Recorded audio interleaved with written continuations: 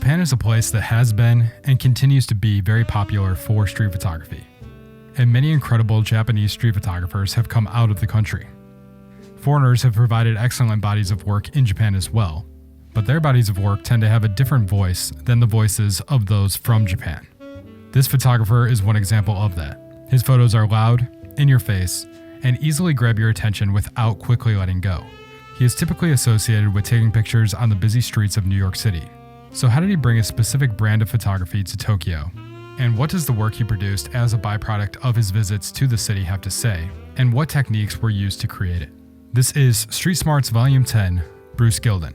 Before we get into it, I just want to say thank you to anybody who liked, commented, or subscribed on the last video. You helped push that thing a little bit further than some videos go on this channel, and I want to keep pushing this channel forward. So if you could like, comment, and subscribe on this one, I'd appreciate it as well. Now, let's get into it. If you don't look at the things I look at, how can you help people? You know, people may say they care, but they don't look. You can't sit behind your desk and tell me about the world. I'm out in the world. Like now, I'm working in tough areas in Brooklyn a lot, so you know, that's what I'm interested in. Real people. According to Gilden, when he was younger, he was always curious to look at and understand the work of others who had photographed places that he planned to photograph himself, to study what lenses they used and how they shot subjects in those locations.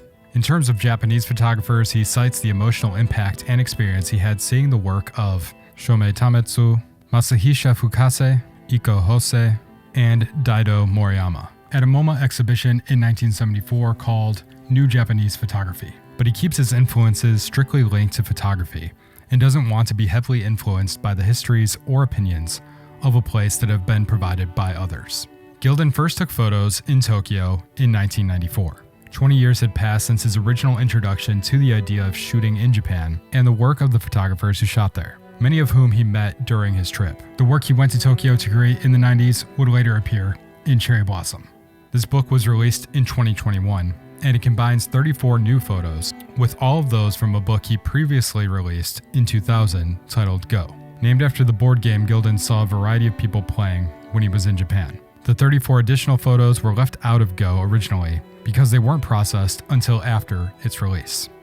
In terms of naming the new book Cherry Blossom, he mentions that it is essentially intended to draw people in under the assumption that Bruce Gilden, of all people, did a book about cherry blossoms, only to find it filled with subjects he finds appealing, such as Yakuza, the homeless, cross-dressers, and all kinds of characters in between. Although Gilden finds these subjects amusing, the photos are not intended to look down on them. He has stated that, "My pictures are slices of life," and he feels that everyone should be included, because all of these people are encountered when walking the streets. When reflecting on this in context of how many different types of people you encounter in New York City, he says, "I often think you are who you are. I'm not apologetic about my background, because it made me what I am, for better or for worse." In reflection of the work and how it was produced, aside from Asakusa, he found his photo locations by simply walking around Tokyo. In regard to the subject matter, he has stated, "All of my images are personal. They're all about me. That's who I know, and that's what I'm interested in. I work on intuition, and the backgrounds and details are very important to me. It all has to come together. Of course, some pictures are better than others, but I've always photographed who I am." Born in Brooklyn, Bruce Gilden first started to photograph the streets of New York City in the late 1960s. Throughout his career, he has developed an instantly recognizable style that is often imitated, but never duplicated, usually employing a flash, 28mm lens, and shots that are extremely close-up and engaging. While his process is championed by some and heavily criticized by others, because of the in-your-face way he conducts his interactions with his subjects, Bruce Gilden provides some reason to defend why he chooses to work in this manner. Beyond the fact that the quality of his work speaks for itself, since it does exactly what art is supposed to do by eliciting strong emotions, and these images do so with such vitriol or praise. A lot of people talk about things, but they don't have knowledge of it. If you know the streets, you know how things work.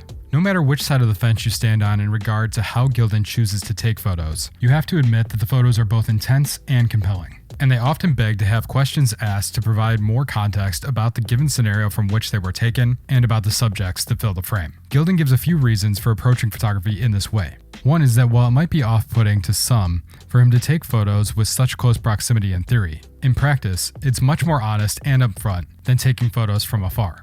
While there might be some confusion as to why it's happening, there's no confusion for the subject about what is happening. A photo is clearly being taken of them, while someone taking photos from a distance is being sneaky, in Gilden's words, and trying to get away with something.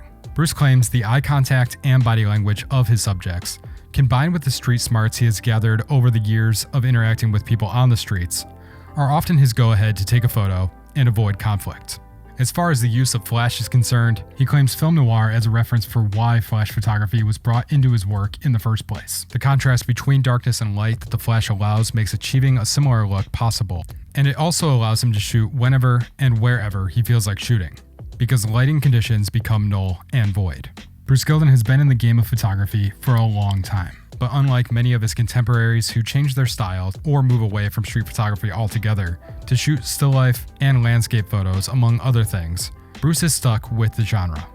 In an interview from a few years ago, he stated, "Street photography is basically a young man's game, and I'm older now. I'm 74, so I can't bend as low, but I haven't changed. I'm still interested in taking the same kind of pictures as I always did." And in some regard, he continues to push his work even further by claiming to push himself to go into the worst areas that many would be afraid to photograph, with a project that focuses on the drug abuse of prostitutes in these areas.